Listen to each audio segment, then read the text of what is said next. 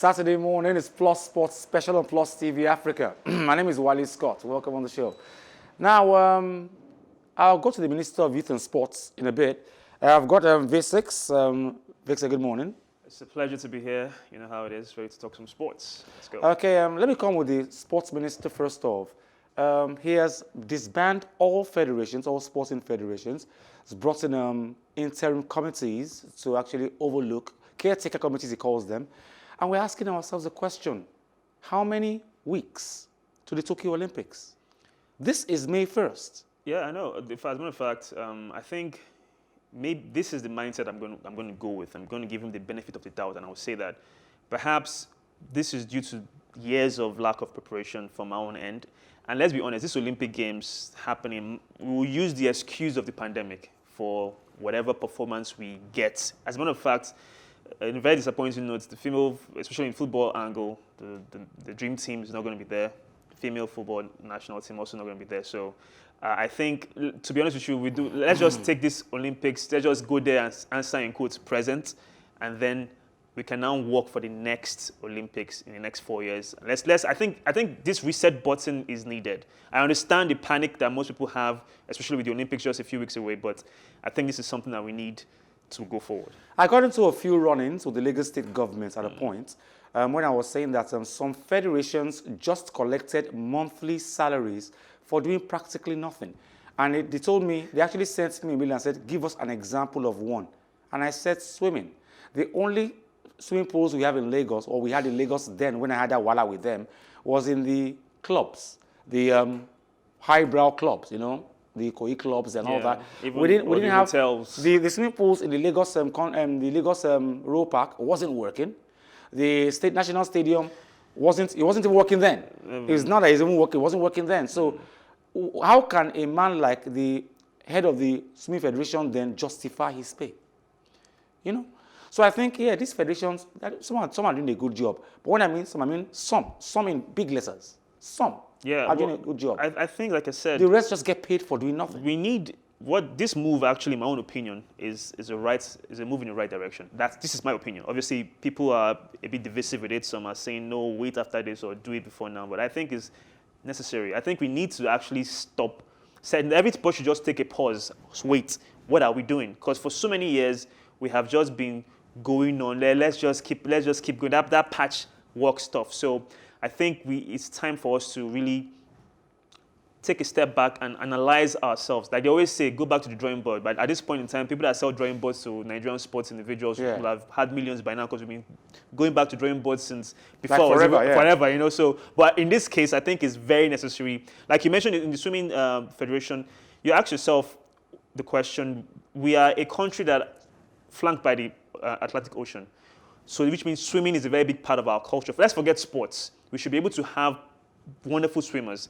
Now, infrastructure is not even there, like you mentioned, training, because swimming is not just having the ability to go underwater and hold your breath for 30 seconds and come back up. That's not swimming. You see the Olympics, you see Michael Phelps, look at his build, nutrition, the training regiment is really, really important. So I think it's very, very key that we have to take our minds back and say, okay, what are we doing in these federations? How do we get things in place and ensure that things are, work out well the way they should?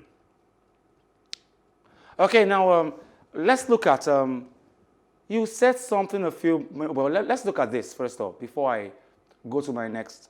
Now, Nigeria will miss out of the World Athletics Relays, which takes place in Poland. Now, we didn't get visas to Silesia in Poland, but that's not the issue. Anybody can apply for visa and not get it. But the issue is it depends. Oh, go ahead. We have had major issues with the Athletics Federation.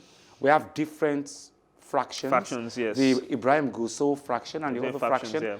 And people are saying that it's the fraction that caused the fact that they couldn't come together to give us a contingent. That has plagued, especially if I have a few individuals who are that go on national assignments sometimes, and they usually tell me stories of incredible amounts of nepotism and politics and corruption. And you'd be amazed at this high level where you have to be as professional as possible. We have these things. You mentioned something about factions. That's true. That's the honest reality. One of the reasons why we don't even get to succeed much is because even in our politics, there are certain people going against the wheel of goodwill, so to speak, making progress, so to speak. So I agree with that. I'm actually amazed because you see, the thing about it is this, especially if you're going for official competitions of international standards and reputation, you shouldn't have an issue getting your visas. Because the governing bodies, like going to the World Cup and then the captain of a national team doesn't have his visa approved, it doesn't make sense. Or the technical committee or whatever. I just feel like you mentioned is the factions going against each other and not ensuring that we, in quotes, pour Sansan in our own Gary. Let me use that local term. It's painful to note that amongst the able-bodied athletes, not the Paralympians now, we have had more medals from the relays than any other. Actually, yes, minus the Paralympics you mentioned. Yes, actually, one of our few gold. In fact, the individual honor mostly has been from the track and field. Yes, exactly. So apart from, of course, the football events at '96 Olympics, I agree with that. It begs the question, like we said. There's one thing that we have in Nigeria. I'm never talking about the rugby union or the cricket association. I'm talking about sports that are actually like our major strengths, like for instance the football, track and field, tennis. That's table tennis, of course, and even basketball. And now basketball, yes. We don't even put enough resources into these things. That's why I won't be surprised. I was as a young kid, I didn't even understand what was going on there. But I remember when Francis Obikwelu changed allegiances, I went to run for Portugal. I was like, why would you do that? Why would you? I was so heartbroken because, but I didn't understand that. I was just a young boy watching athletics, enjoying sports. Yeah. Now as an adult, I'm like, oh, I see why he made that switch. As a matter of fact, up until these days, as a consultant, Ronaldo went to train with Obikwelu a few seasons ago, pre-season. That's Cristiano Ronaldo in Portugal to learn how to sprint. So if an athlete, after his heydays, still has something to do for his adopted country, look at Bada and the rest of all these great guys that have run for Nigeria. Where are they now? We don't even know where they are. Bada fell to death in... That's a long stretch. I know, but my point is that the legacies of all these fantastic athletes we've had, we don't have anything to write them about. So I'm not too surprised when, our federation on our sports is where it is right now. It's actually, for so many years, we've seen the handwriting on the wall. We've seen the signboard. We've seen the constellations. You can use whatever term you want to use. I think it's time for us as Nigerians, if it's even possible, don't go for any competitions. Stop. Let's rebuild this nation for about 2 years, then get back out there again. Because I think it's much needed. We can't just keep patching and managing. Don't worry, next time. Don't worry, next time. That's what we're doing. So like I told you earlier, we're expecting a boxer on the show on Zoom, hopefully from the UK. Hopefully if he gets in touch with us. Let's go to Manchester now, Manchester United. Of course, we know for one that, before I go to that, you have this impression of what's going down this weekend. But I'll come back to that later.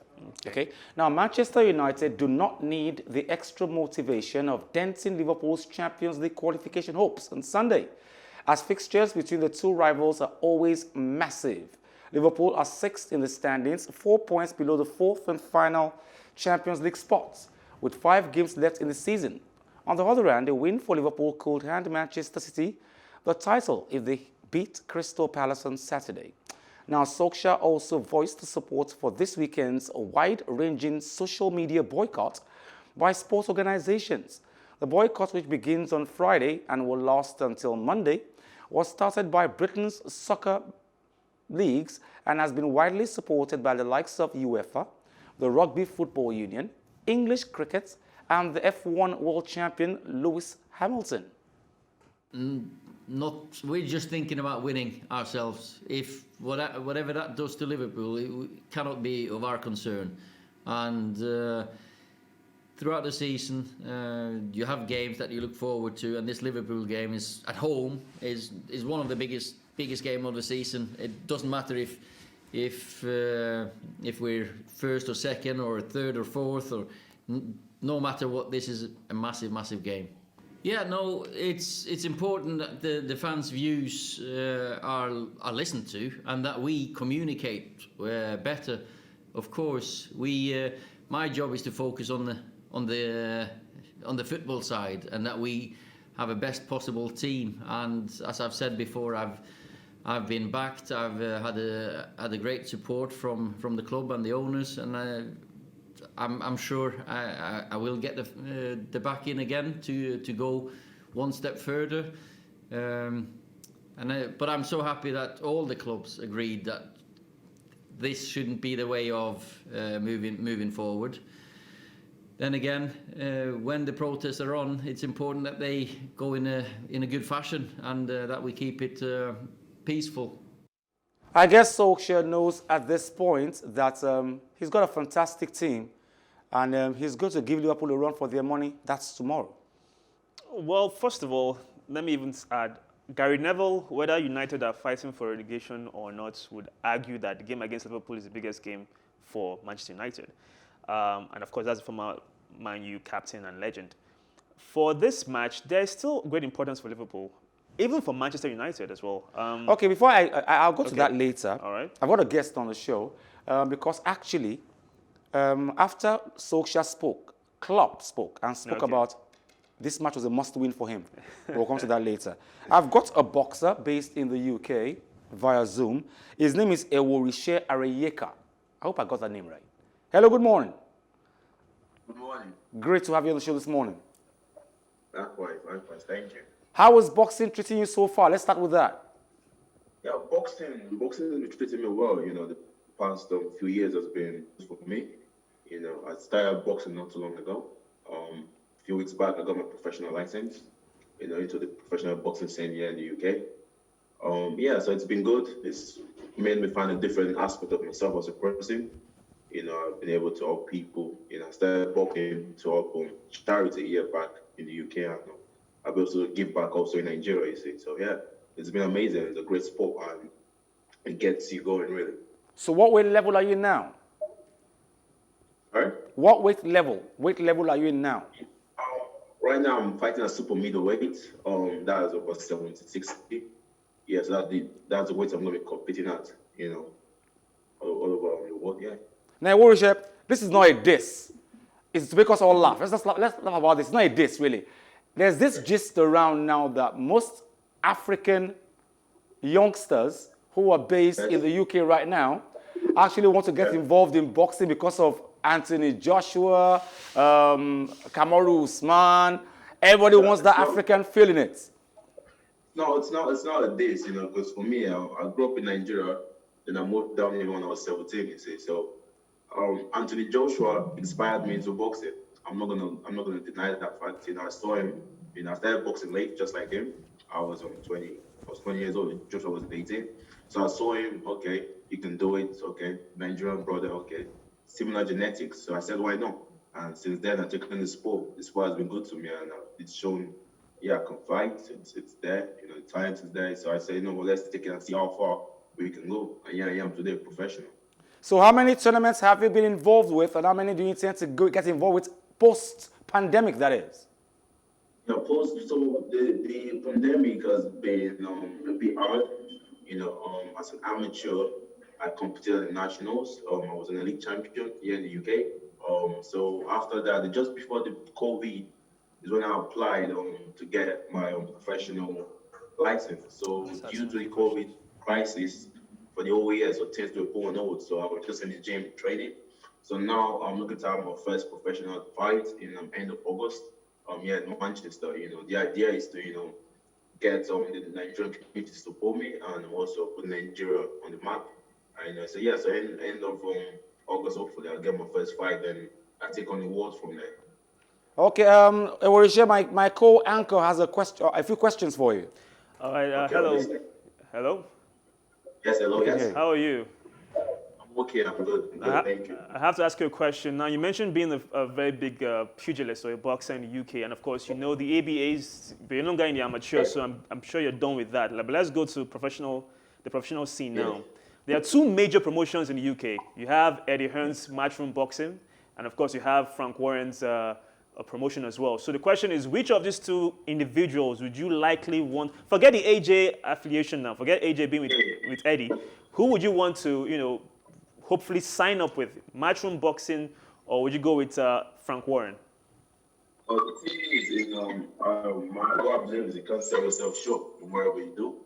And I have a great manager who's affiliated with different promoters all over the world, not just here in the UK. Also in Africa, we call it Colorado, in America, we call Ireland, and all that. So for me, And I can work with anyone really, ideally. So if Matthew comes to go for here, definitely when the time is right. From Korean comes here, definitely. I'll work with anybody, but preferably the one that gets me the right platform for my career, the one that has a better platform. So whoever does that, then I'll go with that person. Okay, good. Now, that's a fantastic answer to the question. You do realize that boxing in the professional level is not the same as the amateurs. There's a lot more tougher, more politics involved. And Yes, yeah, yes. yeah, exactly. Yeah. So now the question I have to ask for you is this. You've mentioned you want to fight in super middleweights. There are a few individuals, and the way I'm seeing you, most likely you might have to step up in weights because I don't think you might have to, you always want to make weight every time. But let's just say in a dream scenario, you get some fights in, right? You already have, let's say, 10 to 12 fights, you're undefeated. Who in the boxing scene in the UK, because there's so many guys out there. There's Anthony Yard, there's what's his name? There's Boatsi. There are many guys that I'm seeing you potentially going head to head with. So let's say your career goes up well, hopefully 12 undefeated fights. Who do you think you want to have a wonderful British dust up with in the UK? Possibly a Bill West African shoulder, you see. Oh, so okay. Nigeria versus Ghana per se. So Joshua Boatsi, yeah. It would be a great, one. I think he's a well-schooled boxer, so someone I would love to challenge and have a good competition with. So yeah, so I think now we have more flavor to it. The old Nigeria versus Ghana thing, we always fighting Nigeria and Jollof, Ghana Jollof, Nigeria versus Ghana boxing. So that would be a great, great fight. I think so. Joshua Boatsi would be a target for me for sure. Yeah. Final question from my own end is this: part of being a young fighter in the UK or even in the world is sparring. And you mentioned you have a very fantastic management / promotion. The question is, which massive training camps have you penciled your name down for to spar with these fantastic champions? Because that's how you build your experience and your momentum. So should it be maybe, I don't know, are you part of the Joshua camp for fighting Fury, or who are you training with right now that you say, okay, this is a massive heavyweight or top class fighter I'm actually training with at the moment? So a few weeks back, Derek Sora Yeah. So I've been there just trying to help him with speed. I'm also So right now in Manchester, we've got several camps because Manchester is a big city for boxing. So we're going from left to right. So we've got the Furies here. Tommy Fury, so we've got that also. We've got guest sparring there. All over, Ricky Artin, gym down here. So it's like because of the wide, widely vacillated here in Manchester, there's different camps, different well-known and upcoming and already established champions here. Got Callum Smith, got several boxers here. So yes, I've been in a few every year and there, I guess sparring here and there. So yes, it's not like a particular cerebral I'm in this camp, because I'm my own person, I'm my own boxer, extra. So yeah, but I just go where I'm needed. Okay, because this is a great sparring for you, you got it. But it's not every sparring you attend, because some camps are not, the energy don't gel with your camp. So you have to find what best fits you and where your interests are some, because we're not here to be punchy, but we're here to, create a champions. So yeah. Hey, Orishe, want to wish you good luck in your future endeavors, and hope you will get in touch with Africa and Nigeria as regularly as possible, okay? Yes. Thank you very much for joining us. Thank you.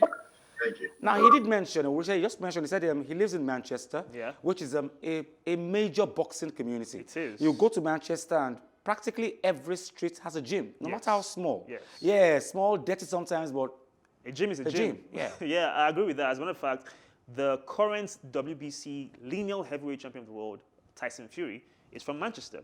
And there are many boxers that have come from that area, like Ricky Hatton as well. So he's a legend, of course. So I'm really glad for him because he mentioned something about trying to explore his potential to the fullest. And in the UK right now, when it comes to boxing, they actually have one of the most thriving sports right now. I mean, across the pond, across the weight divisions, some of the major champions are all from the UK. For instance, Joshua, the heavyweight champion of the world, also Tyson Fury, and many other great fighters are also Lawrence Okoli. There are many of them that are from the UK. So he has a better chance in the UK. And I honestly hope he wins his first professional fight because that's where you need to start building your resume going up. And I think based on the highlights I just saw, he has a very good jab. and he does the jab, throws the jab with the lateral movement, which is very good. That's almost like an Ali style. Kind of thing, yeah. So I think if he can work on himself, I'm pretty sure he's going to be one of the ones to look out for. And we had him here first, so. Yeah, we had him here first. Hey, look at that! Look at that fantastic we had him here specimen. first, so I think that's a plus for us. That's a plus, but hopefully he only becomes champion, he'll still come back. He will remember. They always forget. They always forget. Hope he remembers. Okay, we're still looking at Manchester United and Liverpool tomorrow. Now, Liverpool boss Jurgen Klopp admitted that his side's Premier League visit to Old Trafford on Sunday is a must-win to keep their top four hopes alive. The result could potentially gift Man City the title, depending on how the league leaders get on at Crystal Palace on Saturday. However, Klopp insists he cares very little for that, claiming in his mind City have already been champions for some time now. The German also gave an injury update on Virgil van Dijk, who is not running on the grass but still seems a long way off, ready to start a competitive match. More than 100%.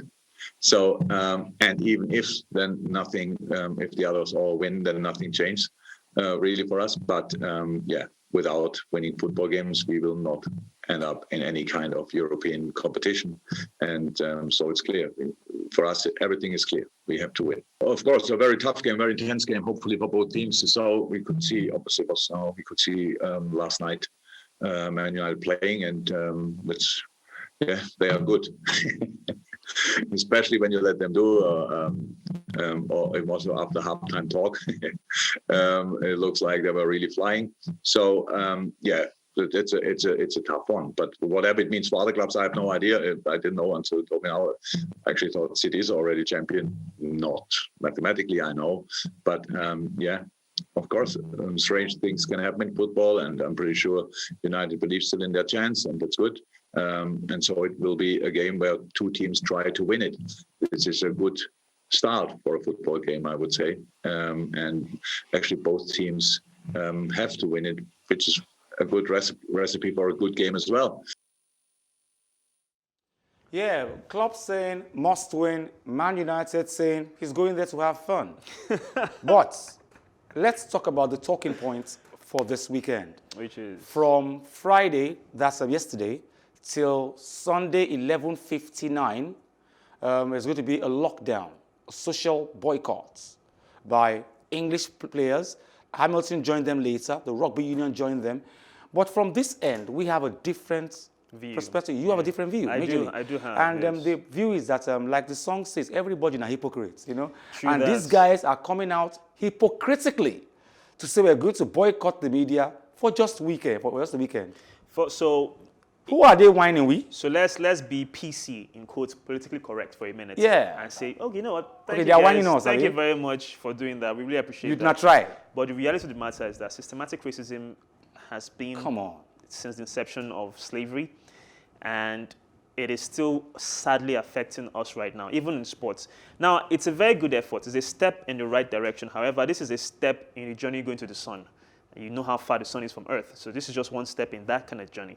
I'll go with a Thierry Henry style if you want to really show you're serious about boycotting social media. Take off your account. Like, delete your accounts across all platforms. Then I'll take you seriously. Because that's why, to an extent, I agree with Zaha when he said he's not going to kneel down for the racism. It won't change anything. Because it doesn't change anything. I mean, just go to the news to North America, USA. They are still killing blacks on a daily basis. Same police. And I'm not here to try and, stir the pot.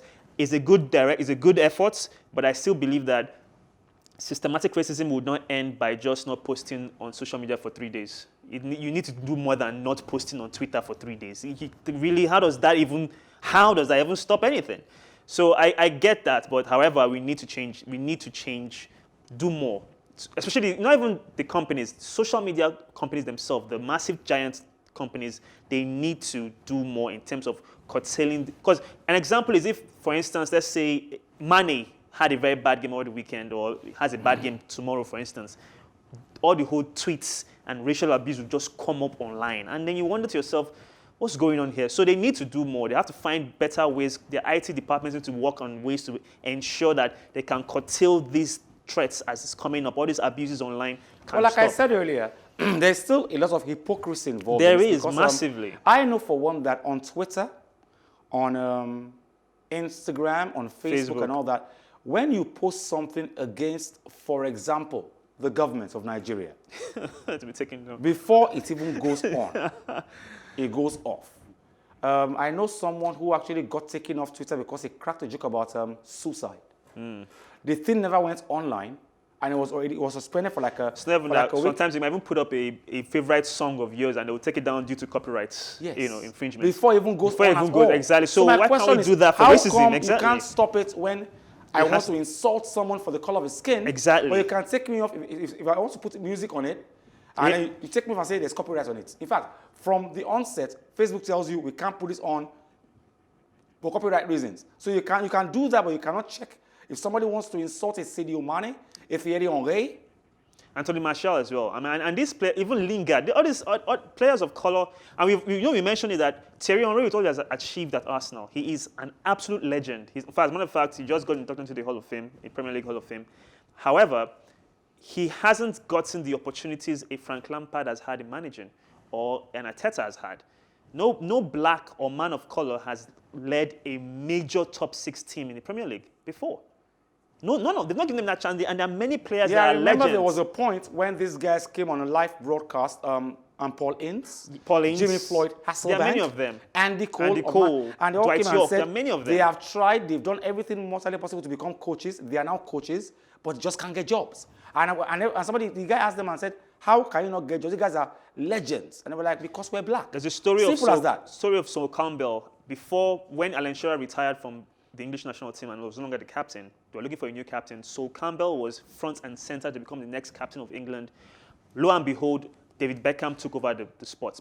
And again, credit to Beckham, he's a model footballer. He put football on the map in terms of being a very popular individual. However, Sol Campbell was more deserving. And if Sol Campbell, and I'm going to say this, if he was actually a white defender, a John Terry-esque kind of person, he would have gotten that captainship. So the reality of the matter is that as much as this is a step in the right direction, I still feel that more needs to be done. It's not just So it's just going English down. language now. Racism is still there, It's but systematic. It's across the board. It's But systematic. It's global. And it's not just only of people of color. And when I mean people of color, I'm talking about black, Asian. In fact, there was something going on in America right now where they are attacking the Asian minority for no reason. Yeah. You have the Hispanic. There are many systematic. There's a reason. There was silly reason, but there's a reason. But it doesn't make sense. Yeah, It's all part of it. It's all part of it. But we're talking about sports now. And we need this to stop. Yes, it's a good effort. I agree with it. I love it. From Friday till Monday, yes, no problem. But after that, what happens? Life goes on. When let's say, for instance, Mbappe misses the penalty against Man City in the next second And they leg, call him what monkey. will happen again? They'll call him exactly. So you need to put more than just going offline. There has to be more measures put in place. Let's go back to Klopp and Ole Gunnar Solskjaer. And Solskjaer says he wants to win the match if he doesn't well. But really, it wins or loses, he's second on the table. Yeah, but Liverpool, Klopp says, I can imagine Klopp in the Europa League. So he's saying, I must he win. has been there before. He lost. Yeah. He lost the final to Sevilla a few seasons Yeah, ago. So but- it's not as if I don't know why. Listen. He has done so well since then till now. Okay. For him to go back there, And he's like, I must win this game. But the thing for Liverpool is they are on the road to redemption, a long road to redemption. This season has been very poor for Liverpool, disappointingly so. It is beyond what anybody predicted. I didn't even think I thought Liverpool was going to defend the Premier League this season. That was my honest prediction at the start of the year. But they need to come back. However, I don't think they're going to win. In fact, if I'm going to predict, I'm going to go with a draw because United will rest players for the Europa League semi-final come because that's more important actually right now for United. So I agree with Ole saying that they're not really 100% motivated to really play Liverpool. On the flip side, Liverpool need to come out all guns blazing tomorrow. And if they play well, they might win it. But reality, it's going to be a draw because Man U will be so negative to try and just maybe keep a point and just keep the players fit and fresh for the Europa League semi-final second leg. Do they need to get fresh legs for that one? They do. Is it? I don't see Roma scoring 4 goals, though. You think? I don't think Are you sure? I don't think so. Oh, well, I don't know about you. I don't think so. Pep Guardiola is fully focused on his side's clash with Crystal Palace on Saturday, despite having the opportunity to be officially crowned Premier League champions if the results go in their favour. Man City have faced tough fixtures against Roy Hodgson's men in recent years, and Guardiola is under an illusion that his game won't be any different. The City boss believes the social media boycott is a good initiative, but admits more needs to be done to stamp out online abuse. Guardiola is also aware that the quality of his players is paramount, but the success they have enjoyed over a long period of time. Let me try to win Crystal Palace. Don't ask me what I'm going to feel something when still I didn't feel it, I didn't experience because it didn't happen. So I'm sorry. I know you are curious to anticipate it, but the reality, yesterday we saw another example in which contender we are playing. So United is an extraordinary team. When arrived in the last 2 months in the best form in all season, and we need 5 points. So to be champion, and tomorrow we have an incredible opportunity to make this a step. Once we won that game, we're going to think what happened, and when it already happened, just in case it happened, Ian, you can ask me whatever you want, especially my feelings. Don't let's stay too long on that. Guardiola admits and says, but he still thinks more should be done. This is not enough. Yeah, I think anybody would most likely who has maybe experienced it or maybe is aware of what's really going on will tell you that more needs to be done, minus just a social media boycott. And I agree with Pep. Pep, more than anybody else, has been with African players and he knows more. So and he voices it out. He doesn't. Yeah, exactly. Klopp and Pep never hold it out. They don't hold anything back. Yeah. So I agree with that sentiment. Again, the general notion is that more needs to be, because here's a 4-1-1. If we can boycott systematic racism, the chances for someone of your reputation, of your standard and professionalism, you should be on a BBC show or something. But because you're here in Africa, they will not even look at you and they will rather give it to someone else who is of a lighter skin tone. So I think we need to erase it entirely in the world. It's going to take years. It's not going to happen in... Like 500. I mentioned 500 years, but I'm just saying it to take more time. No, you were saying by the time we get to the moon and the and Mars, maybe we see and then aliens. we have a different species. Exactly. We'll love each other more. We have to come together. We'll have Super League with other, maybe international. It won't be called the World Cup. It will be called the Solar Cup, where you have other planets coming other together. galaxies, Exactly, coming together. So you have one Martian. Like we're actually human beings who want to love each other more. Exactly. You know? So Mikel Arteta has revealed that captain Pierre-Emerick Aubameyang is still not fit enough to start for the club ahead of Sunday's Premier League trip to Newcastle United. Aubameyang made his first appearance for Arsenal on Thursday in the UEFA Europa League since the 31-year-old was diagnosed with malaria following international duty with Gabon. The Arsenal boss was unable to give much away in terms of the rest of his team selection for Sunday after admitting that Thursday's semi-final tie against Villarreal was demanding for his players. One man who won't be featuring is the Joe Willock, 21-year-old, currently on loan at Newcastle from Arsenal, who has certainly caught the eye of Arteta. Obviously, it's not the result that we wanted. We managed to score an away goal, which is always important. And at the end of the day, in a semi-final, you have to win at least one of the games. So that's in our hands now to do it in our stadium. And if we are able to do that, we have a big chance to be in the final. Let's see who is available. It was a really demanding game again. The boys have played so many minutes, so we'll have to assess them tomorrow when we do the training session, see how everybody is, and try to get the lineup right again. Yeah, he hasn't trained much. Still not at every level in his physique at the level that he should be to start. We will see again tomorrow how he is. Yesterday he could only play a few minutes, but we managed to get him on the pitch, which is great news for us, and see how he evolves. This man has problems upon problems. First of all, he played his last match, he lost, and he didn't have any out-and-out striker. No Aubameyang, no Lacazette. And Saka did a wonderful job in that game. So did Pepe. But he didn't have an out-and-out, but of course, he still has problems. Lacazette's still not back, Aubameyang still not back. Well, the reality of the matter for us now, for me, is a sad reality, which is they are not just good enough. They are not a good team. The glory years are over. Fans should get in touch with reality. Arsenal is not a top half team anymore, in my opinion, based on what they are playing. Because if Arsenal had a different set of 11 players, let's say the team that plays for Sheffield United or Burnley or Fulham, they'll be relegated.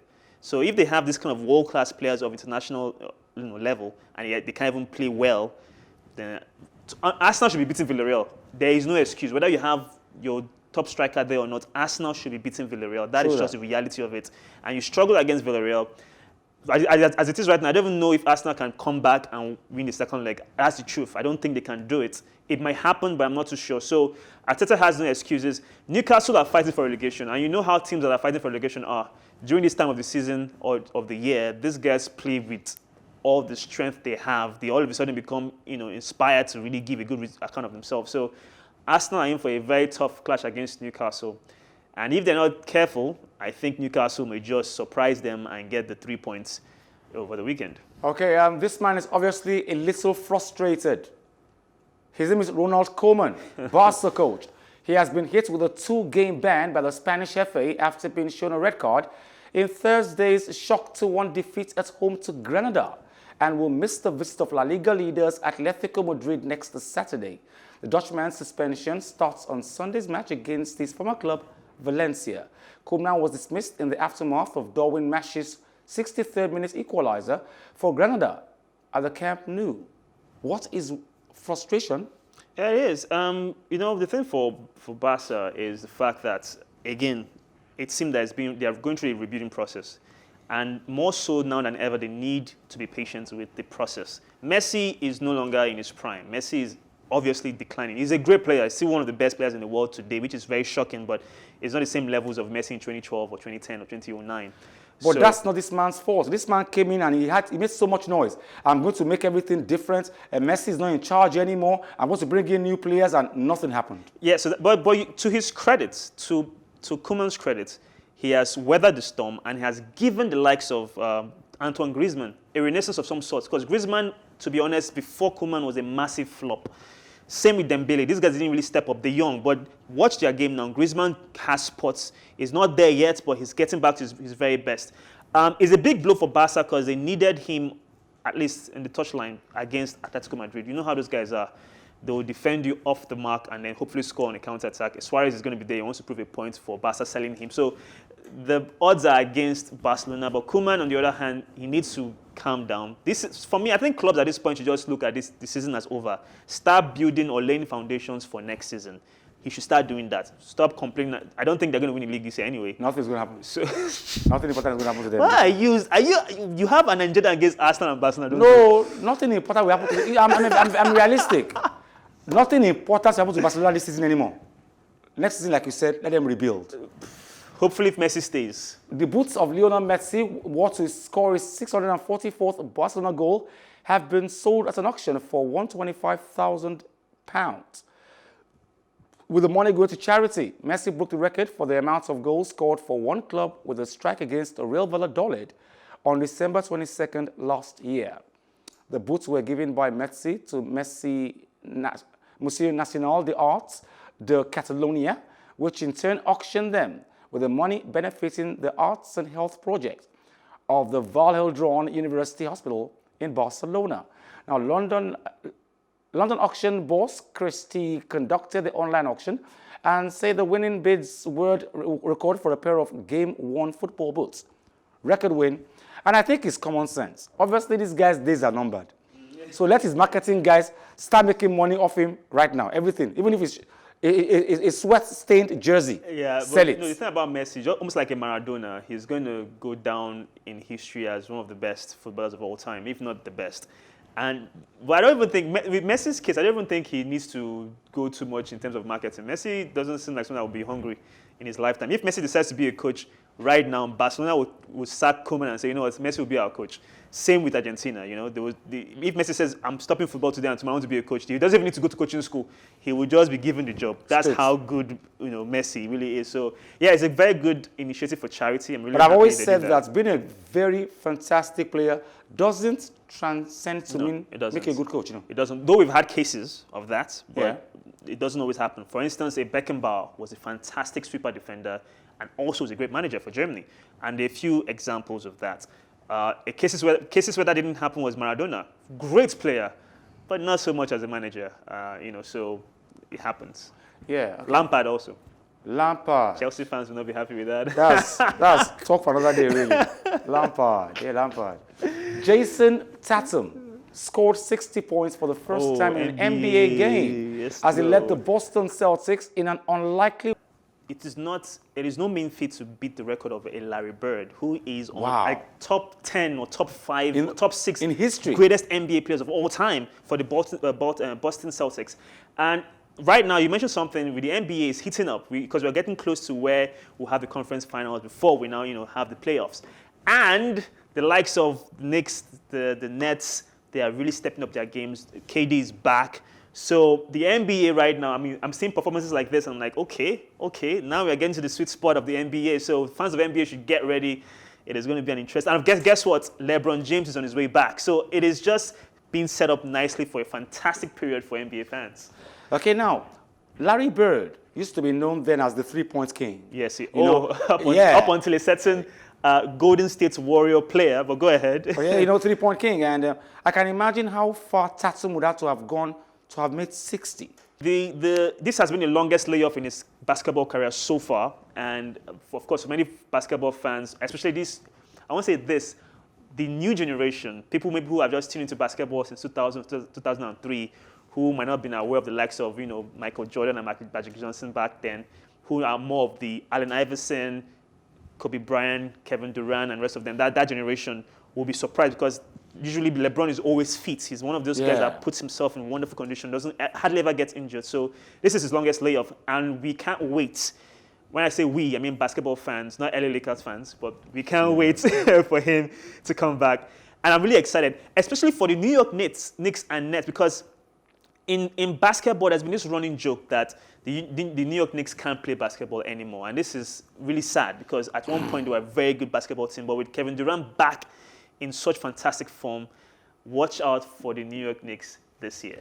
Okay. Well, I don't know where you got that, but it says the New York Knicks can't play basketball anymore. Wow. No, that's been a joke for the last 5 years. But now they're back. But they are back this season, man. They have been doing so well this season. For the record, Victor said so.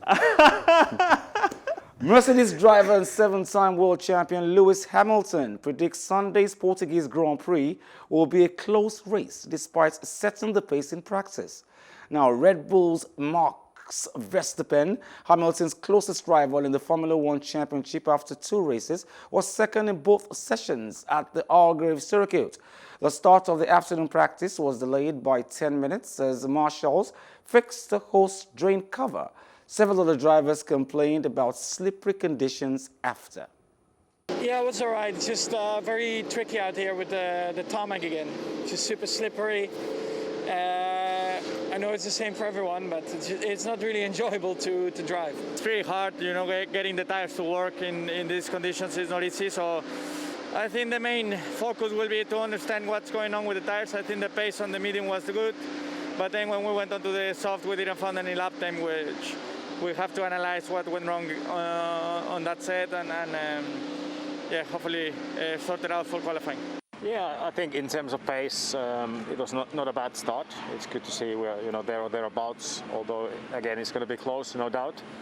But quite similar feeling to last year. It's still quite slippery tarmac, and especially the rear of the car is pretty loose in places. So it wasn't easy. It's not easy to get clean laps. And for me personally today, the softer we went with the compounds, the more tricky the car became. So actually found the medium tire to be the best working tire so far, but still work to do.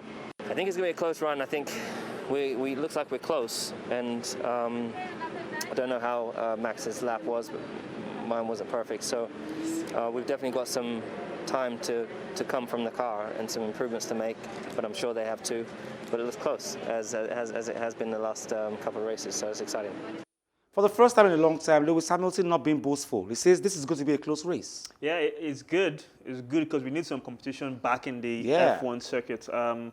As much as I'm a fan of Lewis Hamilton, as a matter of fact, I love him because of what he has achieved as one of the youngest racers to do what he has done.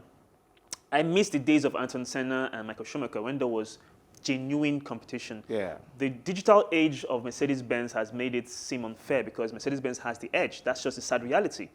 And if we're going to get, he didn't win the last F1, he didn't win the last race, which is very good. When I say very good, it's not because I hate Lewis Hamilton, it's just because I'm saying it's good for healthy competition. Exactly, because already he has racked up, he has the same amount of wins as the legendary Michael Schumacher. And obviously at this rate, he's going to beat that record.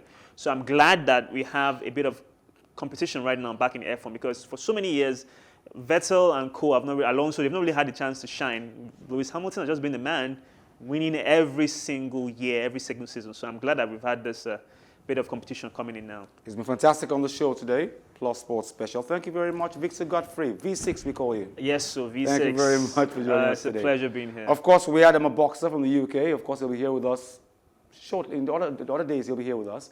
And of course, thank you very much, Shemilori Adinekon. Thank you very much, Sonny. Thank you very much. That's all we can take on the show today. Plus Sports Special on Plus TV Africa. Join us same time next week, same station. My name is Wale Scott. Like I always advise you at the end of every show, if not for anything, at least for your heart, do some sports.